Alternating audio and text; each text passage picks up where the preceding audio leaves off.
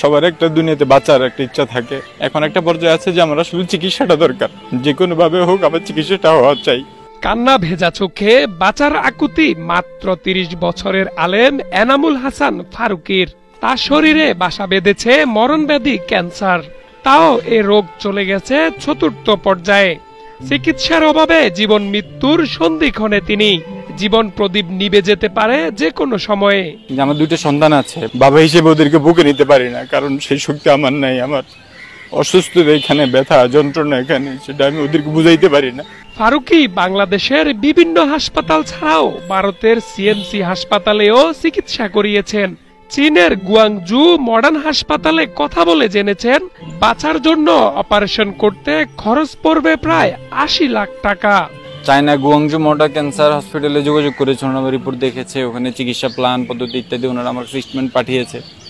প্রায় 4.5 লক্ষ young RMB, China টাকায়, বাংলা টাকায় যেটা প্রায় ৮০ লক্ষ টাকার মতো শুধু হসপিটাল খরচ। এর বাইরে ওখানে থাকা খাওয়া অন্যান্য এভরিথিং মিলে প্রায় কোটি টাকার মতো একটা অবস্থান।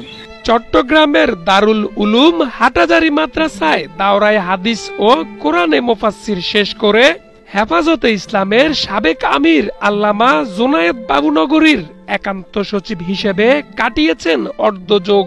তখন তার জীবনে নেমে আসে ঘোর অন্ধকার। হামলা মামলায় জর্জরিত হয়ে ২৪ দিন রিমান্ডে ছিলেন শুধু দায়িত্বের কারণে। রিমান্ডে তার সাথে ঘটে বর্বর নির্যাতন।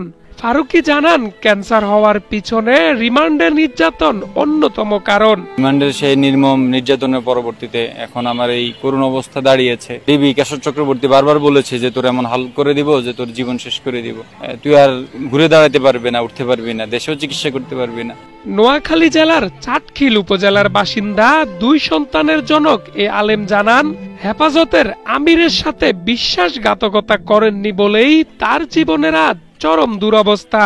কেউ যদি আমার বলে যে হুজুর উসিলা আপনারা আমার কাছে চান, আমার দ্বারা সম্ভব হবে না, কারণ সেটা কিভাবে হবে? কারণ ইতিপূর্বে আমার কাছে শত কোটি টাকার অফার এসেছে, আমি সেটা প্রত্যাখ্যান করছি। কিন্তু আমি আমার জায়গায় আমি অটল ছিলাম, নিজে সব নিজের উপর বয়ে নিছি, কষ্ট, দুঃখ, টর্চার, নির্যাতন। কিন্তু আমি একটা মুহূর্তের জন্য হুজুরের বিরুদ্ধে বলি নাই, দ্বীনের বিরুদ্ধে বলি। হেফাজতে ইসলামী তাদের সাধ্যমতো চেষ্টা করার পরেও সমাজের বিত্তবানরা তার চিকিৎসায় এগিয়ে আসলে দুরারোগ্য মরণব্যাধি ক্যান্সারের হাত থেকে হয়তোবা মুক্তি পাবে এনামুল হাসান ফারুকী। এমনটাই প্রত্যাশা সকলের।